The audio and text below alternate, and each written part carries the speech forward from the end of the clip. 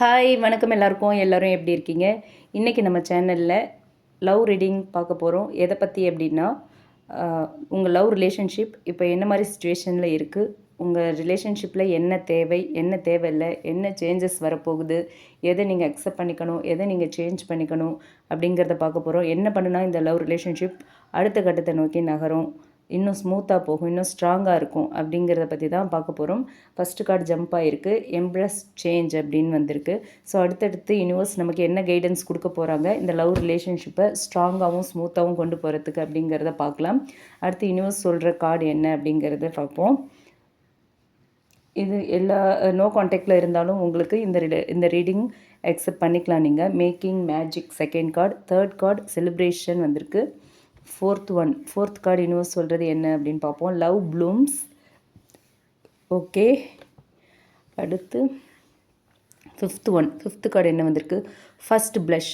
Okay, இப்போ இந்த 5 கார்டும் சொல்கிற விஷயம் என்னன்னு பார்க்கலாம். Embrace change, making magic, celebration, love blooms, first blush. Okay, இந்த 5 கார்டையுமே நம்ம ரிலேட் பண்ணி பார்ப்போம்.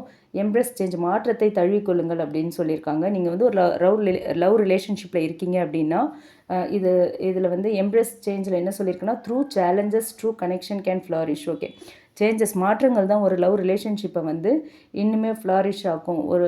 ஒரு மாற்றம், சில விஷயங்கள்லாம் சில சோதனைகளுக்கு பிறகு தான் ஒரு ரிலேஷன்ஷிப் இன்னுமே ஸ்ட்ராங் ஆகும்.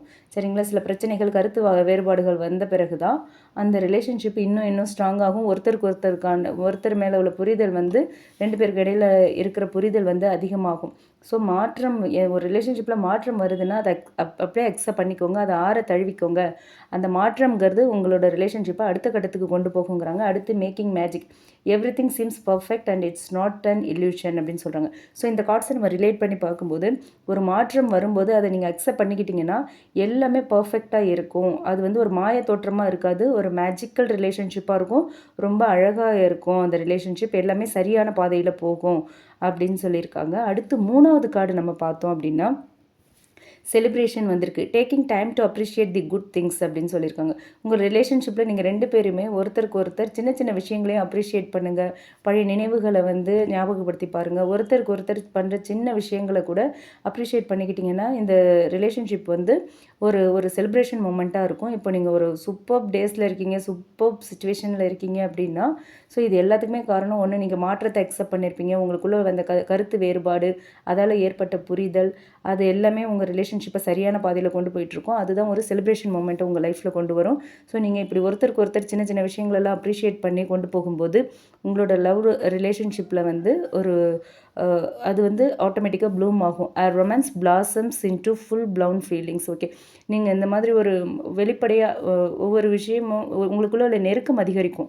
நீங்கள் ஒவ்வொரு விஷயத்தையும் பாராட்டும் போதும் உங்களுக்குள்ளேயே நீங்கள் உங்களை மாற்றி அப்ரிஷியேட் பண்ணிக்கும் போது உங்களுக்குள்ளே இருக்கிற நெருக்கம் அதிகமாகும். உங்களோட உணர்ச்சிகள், உங்கள் உணர்வுகள் எல்லாத்தையுமே நீங்கள் வெளிப்படுத்துவீங்க. அப்படி இருக்கும்போது இந்த காதல் கடைசியாக என்ன ஆகும், இதே மாதிரி போயிட்டுருக்கும்போது என்ன ஆகும் அப்படின்னா, முதல்ல எப்படி அந்த ஃபஸ்ட் ப்ளஷ், கண்ணாலேயே பேசிக்கிறது, அந்த அந்த அந்த அந்த soft whisper of affection make love bloom. Okay, அந்த ஃபஸ்ட்டு எப்படி ஒரு ஜென்டிலாக இருக்கும் தெரியுமா, அவ்வளோ ஹாப்பியாக, அப்படி ஒரு சந்தோஷமாக ஒரு கண்ணால் பார்க்கறது, யாரும் பார்க்காதப்ப பார்த்து சிரிக்கிறது, அந்த மாதிரி சில மூமெண்ட்ஸில் கண்ணாலேயே பேசிக்கிறது, அந்த மாதிரி மூமெண்ட்ஸ்லாம் இருக்கும். அந்த மாதிரி ஒரு சாஃப்டான ஒரு ஸ்மூத் ரிலேஷன்ஷிப்பாக இது போய்கிட்டே இருக்கும். அந்த மென்மையான காதல், ஒரு ஆரம்பத்தில் எப்படி ஒரு காதல் உருவாகும்போது எப்படி இருந்ததோ அதே ஃபீலிங்ஸோடையே இந்த லவ் ரிலேஷன்ஷிப்பும் போய்கிட்டே இருக்கும்.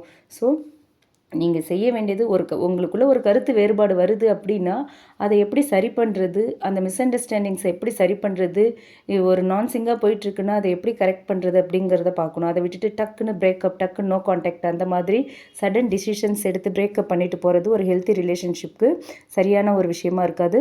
அதே மாதிரி நீங்கள் அந்த அக்செப்ட் பண்ணிக்கிட்டு அந்த மாற்றங்கள், அந்த கருத்து வேறுபாடு இதனால தான் வருதா, இதுக்கான காரணம் என்னன்னு கண்டுபிடிச்சி அதை அக்செப்ட் பண்ணிக்கும்போது இந்த ரிலேஷன்ஷிப்பில் எல்லாமே கரெக்டாக போக ஆரம்பிச்சிடும். இதுதான் பிரச்சனையாக நம்ம கண்டுபிடிச்சோன்னா அது ஒரு மேஜிக்கல் ரிலேஷன்ஷிப்பாக மாறிடும். எவ்ரி திங் சீம்ஸ் பர்ஃபெக்ட் அப்படின்னு சொல்கிற அளவுக்கு வந்துடும். ஓகேவா? அதை தான் சொல்கிறாங்க. அடுத்து இந்த மாதிரி போயிட்டு இருக்கும்போதே அது செலிப்ரேஷன் மொமெண்ட்லாம் வந்துடும். நீங்கள் சின்ன சின்ன விஷயத்துக்கு ஒருத்தருக்கு ஒருத்தர் புரிஞ்சுக்கிட்டீங்கன்னாலே ஒருத்தருக்கு ஒருத்தர் பாராட்ட ஆரம்பிச்சிடுவீங்க.